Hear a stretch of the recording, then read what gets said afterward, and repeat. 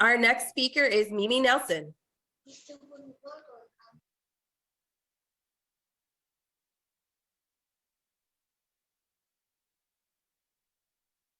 You can hear me? Yes. Okay, great. My story has to do with the maze that we all go through in the medical world. I'm skipping through the first part of my speech, my talk, and I'm going to start in my late 20s.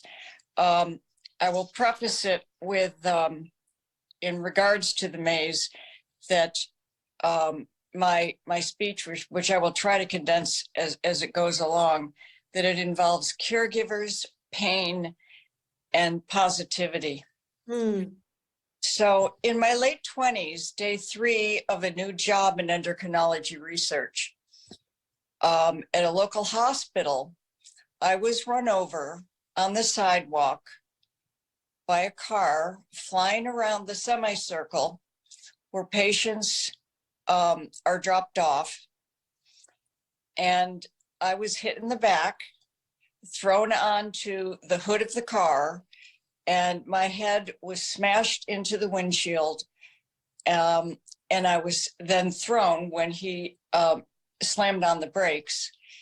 And I sustained a very serious head injury, neck injury, thoracic outlet surgery I had, removing my first rib, and months of recuperation with a hard neck brace that I wore.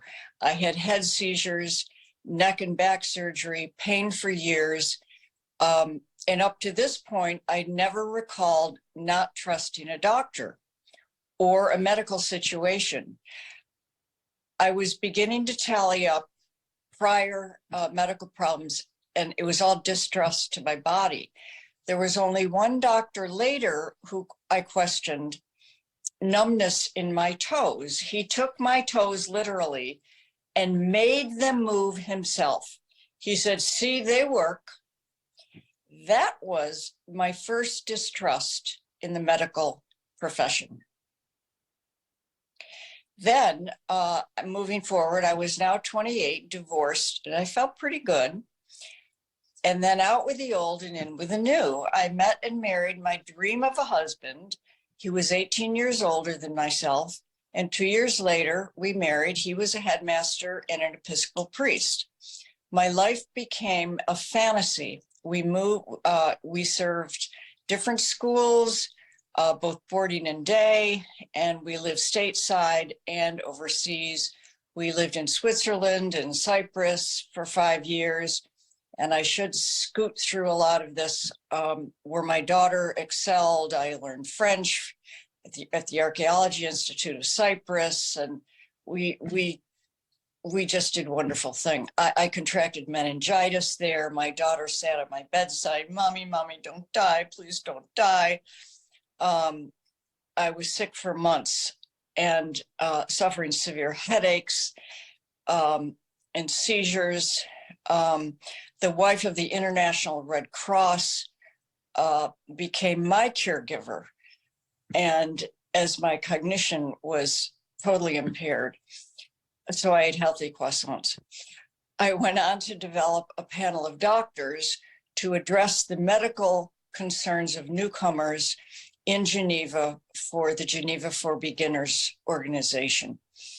So I kept going back to help people. After our return stateside, having been exposed to the original art history in Europe and around the world, I finished my BA degree, which was really tough for me with my head magna cum laude, not having, I finished it having had all those maladies. Then I co-created the Millennium Time Tapestry, a story of 1,000 years told in archival art.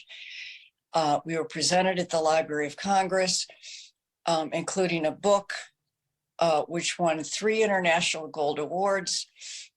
It was a lifetime achievement for someone who had had all of these things happen to me.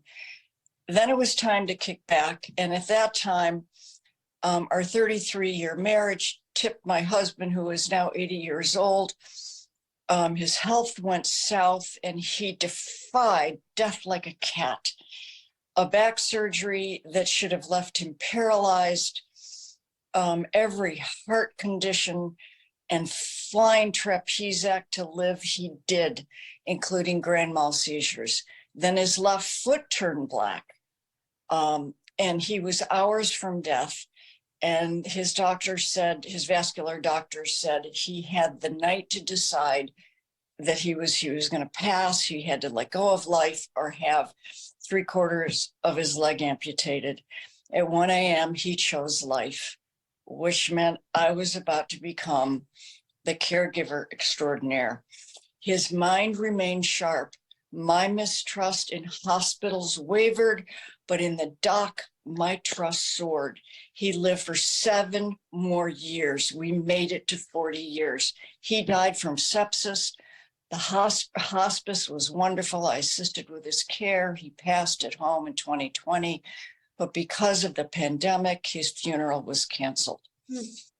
After months of grief and physical therapy, I felt it was time to address my severe hip and SI joint pain from caregiving, only to find out that I had these tumors in all these places, plus my femur and my bone marrow and my spleen. And the biopsy, because of the size of it, showed that these tumors were growing for a very long time. And then afterwards, they discovered from the blood work that I had follicular lymphoma, stage 4. How could I take care of myself?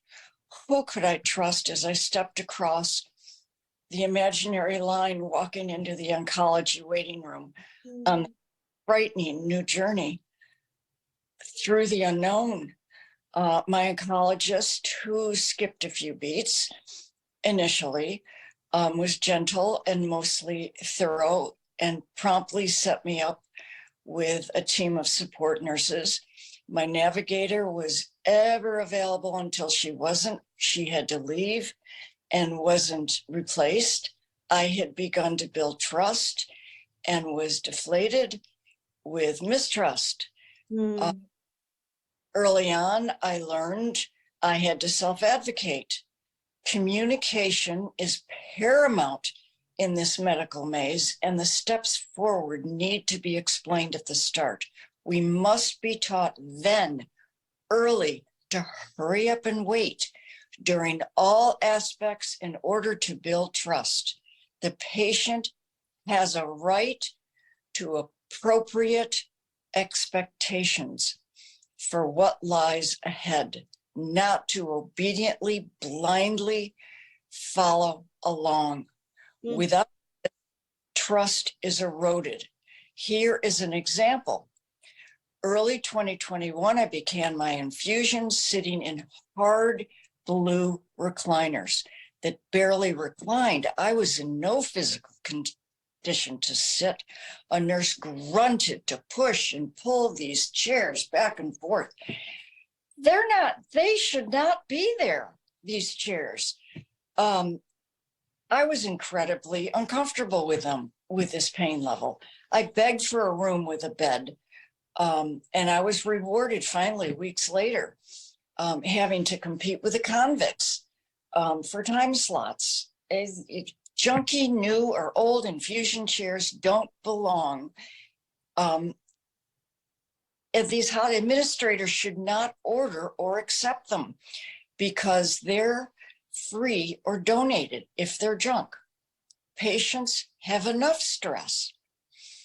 Oh, and now the same chairs are still there. They've added a few remotes to a couple of them.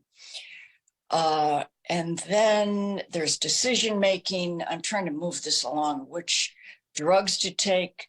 Should I be told or know what to ask about the side effects from drugs? I didn't know there were side effects. What if I'm not aware there are side effects? And when I find out much later, who do I question?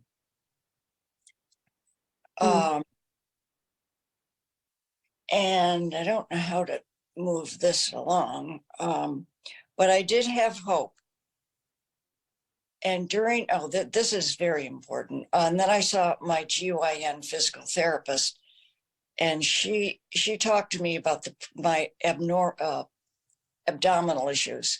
And she informed me that my radiation caused these side effects and had zapped me, including my sexual parts. And I said, what? These are violations of my trust. And why hadn't I been prepared in a decision-making process prior to these treatments? This added exponentially to my layers of congealed distrust. And then there are the surprise costs, which have been mentioned before, the diving trust in that. This difficult maze walk has been ongoing, but so has my life, which wasn't supposed to be easy, but it is grand in many ways. I am presently halfway through my second round of lymphoma treatments because I had a relapse in June. And now I have hopes that these new drugs will put me in remission for a long time. My trust moves forward daily, motivated by pro-action prayers and people who work with and for me for the right reasons. My chart's a great tool, chaplain visits, nurses who help me. I am positive, through my trust is challenged. I'm here today to add awareness to the maze we travel through. And our Thank deep, you so much, Mimi. This is Rita Sharon. yeah, You have given us so much to dwell on and activate. And what I love especially is that you included the great, beautiful, significant triumphs of your life on top of all the others. So even though you couldn't give us your entire story, we come away with a tremendous sense of not just optimism, but triumph. And I'm sorry about the recliners. Oh my gosh. well, correct. But I do want to have time for us to hear from the others. Yes, So we thank you so much for being with us. well, I appreciate it. Thank you. Thanks.